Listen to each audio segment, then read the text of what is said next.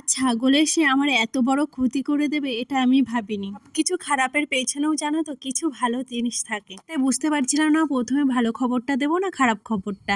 আমার বাড়িতে যেহেতু পাঁচিল নেই আর আমার উঠোনের পরে যেই গাছগুলোই লাগাই না কেন জন্য আমি লাগাতে পারি না, ঠিক এসে খেয়ে যায়। যে কাঠগোলাপের এই যে মাথা থেকে কি যে বেরিয়েছে এটা আমি বুঝতেই পারছি না। অনেকের কাছে জিজ্ঞাসা করেছি, আমার মনে হচ্ছে ফুলের কড়ি নাকি অন্য কিছু। তোমরা কেউ জানলে অবশ্যই কিন্তু কমেন্ট করে জানিও। এই যে দেখছো দুটো গাছ, এই দুটো পুরো ছাগলে মুড়িয়ে খেয়ে গেছে, এগুলোকে ছাদে তুলতে পারছি না, আসলে আমার একার দ্বারা সম্ভব হচ্ছে না।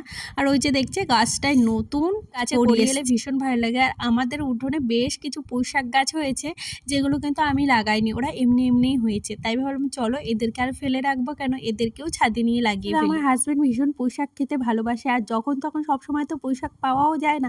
ধরো আমার ইচ্ছা করে খেতে, কিন্তু সেই জিনিসটা পাই না। যদি আমার ছাদে লাগানো থাকে কিংবা বাড়ির কোথাও লাগানো থাকে তাহলে কিন্তু আমাদের যখন যা খেতে ইচ্ছা করে টুকটাক খেতে। হ্যাঁ, ইদানিং মাটির আমার বড্ড অভাব পড়ে গেছে জানো তো, যার জন্য গাছের পাতা দিয়ে হাফ ব্যাগ ভরে দিচ্ছি, তারপরে গাছ লাগাচ্ছি। এটা একটু খোল দিয়েছিলাম, আমাদের যেহেতু সর্ষের খোল আছে ওর জন্য, আর একটু ডিমের খোসা দিয়েছিলাম, আর কিছু পাতা দিয়ে আজকে গাছটা লাগিয়েছিলাম। আজ তবে আসি, দেখা হচ্ছে নেক্সট ভিডিওতে। ভিডিওটা কেমন লাগলো